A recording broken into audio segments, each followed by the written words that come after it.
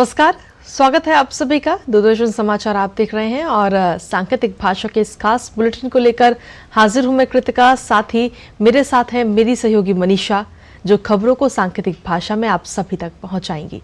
तो चलिए शुरुआत करते हैं इस खास बुलेटिन की और सबसे पहले देखते हैं सुबह की हेडलाइंस। 24 की चुनौती के लिए प्रधानमंत्री नरेंद्र मोदी आज उत्तराखंड और राजस्थान में करेंगे चुनावी रैली।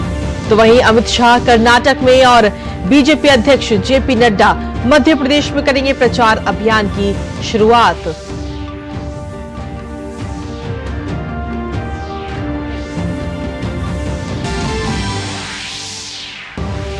कांग्रेस ने महाराष्ट्र और तेलंगाना के उम्मीदवारों का किया ऐलान। अकोला से अभय काशीनाथ और कादियाम काव्या वारंगल से लड़ेंगे चुनाव। वहीं समाजवादी पार्टी ने मेरठ सीट से बदला अपना उम्मीदवार। दिल्ली में आज रक्षा मंत्री राजनाथ सिंह आज सैन्य कमांडर कॉन्फ्रेंस को करेंगे संबोधित। सुरक्षा से जुड़ी भविष्य की चुनौतियों पर होगा मंथन।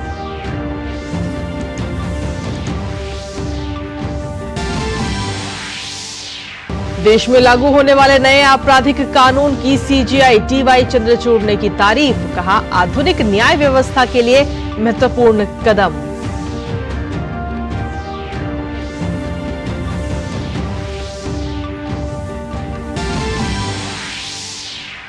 ईडी को अरविंद केजरीवाल की गिरफ्तारी के खिलाफ आज दिल्ली हाई कोर्ट में देना है जवाब। वहीं राउज एवेन्यू कोर्ट में मनीष सिसोदिया की जमानत पर होगी सुनवाई।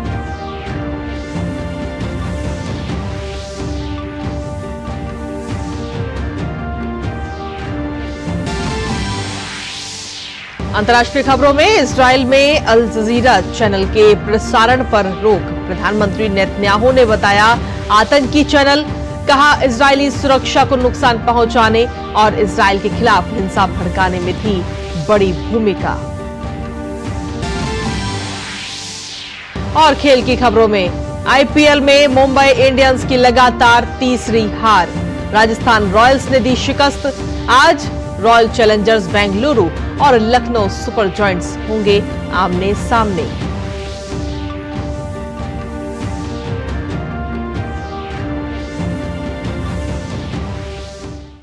और चलिए हेडलाइंस के बाद अब खबरों में विस्तार से बात करेंगे। प्रधानमंत्री नरेंद्र मोदी लोकसभा चुनाव के लिए उत्तराखंड में आज पहली चुनावी रैली नैनीताल उधम सिंह नगर लोकसभा क्षेत्र के अंतर्गत रुद्रपुर में संबोधित करेंगे। इस सीट से भाजपा प्रत्याशी और राज्य मंत्री अजय भट्ट चुनाव लड़ रहे हैं, जिसमें उनका मुकाबला कांग्रेस प्रत्याशी प्रकाश जोशी से है। उत्तराखंड में सभी 5 लोकसभा सीटों पर पहले चरण में यानी 19 अप्रैल को मतदान होना है।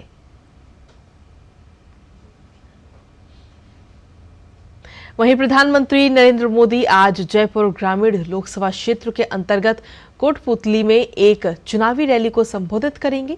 प्रधानमंत्री भाजपा उम्मीदवार राव राजेंद्र सिंह के समर्थन में एक जनसभा को आज संबोधित करते हुए नजर आएंगे।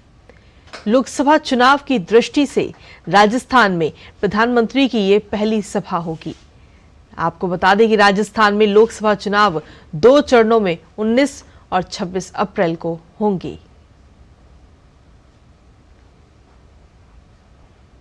वहीं प्रधानमंत्री के अलावा वरिष्ठ बीजेपी नेता और केंद्र में मंत्री अमित शाह आज कर्नाटक में चुनावी हुंकार भरते हुए नजर आएंगे। कर्नाटक में बीजेपी और जेडीएस मिलकर चुनाव लड़ रहे हैं, लिहाजा अमित शाह बेंगलुरु में बीजेपी और जेडीएस के नेताओं से मुलाकात भी करेंगे। इसके बाद बेंगलुरु के पैलेस ग्राउंड में शक्ति केंद्र प्रमुख सम्मेलन को संबोधित करेंगे। इस शक्ति केंद्र प्रमुख सम्मेलन में बेंगलुरु शहर की 5 निर्वाचन क्षेत्रों से लगभग 5000 भाजपा कार्यकर्ताओं के भाग लेने की उम्मीद है। इस आयोजन का उद्देश्य लोकसभा चुनाव से पहले जमीनी स्तर पर नेतृत्व और संगठनात्मक ताकत को मजबूत करना है। अमित शाह भाजपा के बेंगलुरु ग्रामीण उम्मीदवार डॉक्टर CN मंजुनाथ के लिए प्रचार करने के लिए चन्नापटना जाएंगे।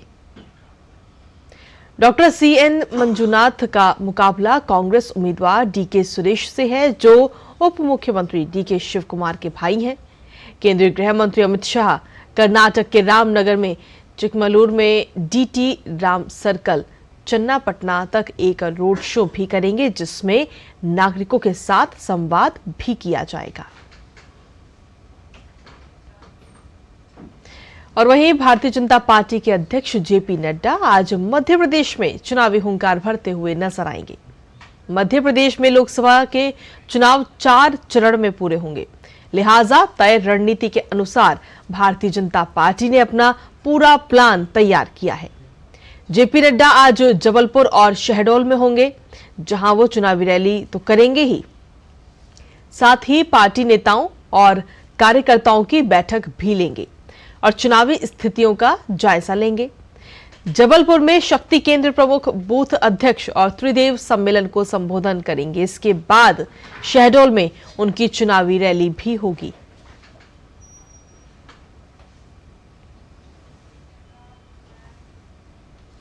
और वहीं लोकसभा चुनाव 2024 के लिए कांग्रेस ने भी अपनी 10वीं सूची में 2 और उम्मीदवारों के नामों की घोषणा की है। महाराष्ट्र के अकोला से अभय काशीनाथ पाटिल को टिकट दिया गया है, जबकि कादियाम काव्या वारंगल तेलंगाना से चुनाव लड़ेंगे। पार्टी अब तक कुल 214 उम्मीदवारों की घोषणा कर चुकी है। कांग्रेस ने इससे पहले 9 अलग अलग सूचियों में 212 उम्मीदवार घोषित किए थे।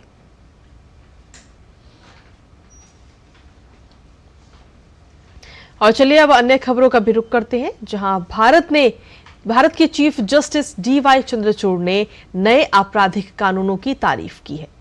सीजेआई ने कहा कि नए आपराधिक कानूनों में वास्तविक अपराध, प्रक्रिया और सबूत शामिल हैं। तीनों कानून आधुनिक भारतीय न्याय व्यवस्था के लिए महत्वपूर्ण कदम हैं। सीजेआई ने कहा कि इन कानूनों का उद्देश्य आपराधिक प्रक्रिया के विभिन्न पहलुओं को डिजिटल बनाना है।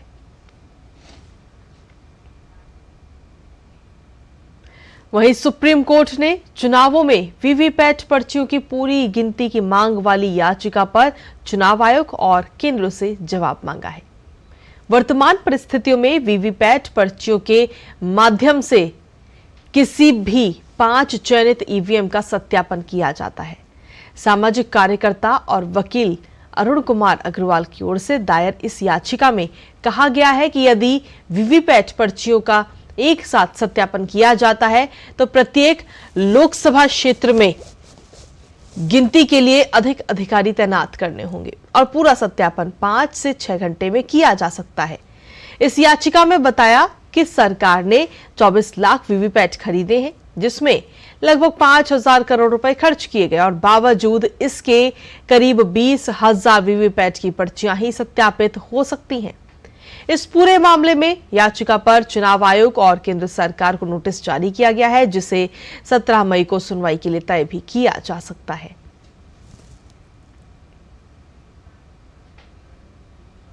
अब बात करते हैं दिल्ली की, जहां शराब नीति मामले में गिरफ्तार मुख्यमंत्री अरविंद केजरीवाल को दिल्ली हाई कोर्ट से पिछले दिनों राहत नहीं मिली। उन्होंने ईडी की गिरफ्तारी और रिमांड को चुनौती दी थी। इस मामले में 3 अप्रैल को सुनवाई होगी, लेकिन उससे पहले आज ईडी को अदालत में जवाब देना है। दरअसल 28 मार्च को सुनवाई के दौरान हाई कोर्ट ने ईडी को 2 अप्रैल की तारीख जवाब दाखिल करने के लिए दी थी। फिलहाल राउज एवेन्यू कोर्ट के आदेश पर केजरीवाल 15 अप्रैल तक के लिए तिहाड़ जेल में है। तो वहीं दिल्ली के राउज एवेन्यू कोर्ट में आज दिल्ली के पूर्व डिप्टी सीएम मनीष सिसोदिया की जमानत याचिका पर भी सुनवाई होने वाली है।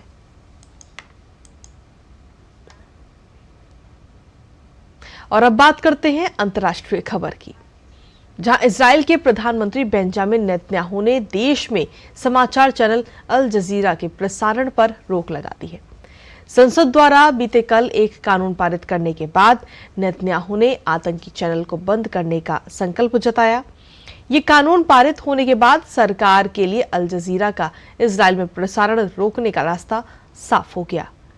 नेतन्याहू ने अल जजीरा पर इजरायली सुरक्षा को नुकसान पहुंचाने, 7 अक्टूबर के हमास हमलों में भाग लेने और इजराइल के खिलाफ हिंसा भड़काने का आरोप लगाया है। वहीं नेतन्याहू ने एक्स पर पोस्ट किया, आतंकी चैनल अल जजीरा अब इजराइल में प्रसारित नहीं होगा। चैनल की गतिविधियों को रोकने के लिए नए कानून के तहत तुरंत कार्रवाई करना मेरा संकल्प है। और अब बात कर लेते हैं खेलों की, जिसमें आईपीएल में कल खेले गए मैच में राजस्थान रॉयल्स ने मुंबई इंडियंस को 6 विकेट से हरा दिया। पहले बल्लेबाजी करते हुए मुंबई की टीम 20 ओवर में 9 विकेट पर 125 रन ही बना पाई। मुंबई के लिए सर्वाधिक 34 रन कप्तान हार्दिक पांड्या ने बनाए। जवाब में राजस्थान की टीम ने 15.3 ओवर में 4 विकेट गंवाकर ही लक्ष्य हासिल कर लिया। ये मुंबई इंडियंस की लगातार तीसरी हार है, तो वहीं राजस्थान की ये लगातार तीसरी जीत है। इस जीत के साथ ही राजस्थान की टीम अंक तालिका में शीर्ष पर आ गई है। और वहीं इंडियन प्रीमियर लीग यानी आईपीएल में आज होने वाले मैच में लखनऊ सुपर जायंट्स और रॉयल चैलेंजर्स बेंगलुरु आमने सामने होंगे। अपने पिछले मैच में लखनऊ ने पंजाब किंग्स को मात दी थी और वहीं आरसीबी को पिछले मैच में कोलकाता के खिलाफ हार का सामना करना पड़ा था।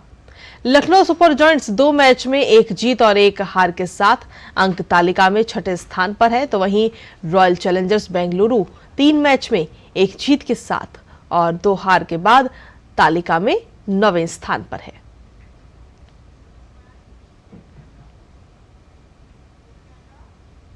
और इसी के साथ फिलहाल सांकेतिक भाषा के इस खास बुलेटिन में मुझे, मेरी सहयोगी मनीषा और हमारी पूरी टीम को दीजिए अनुमति।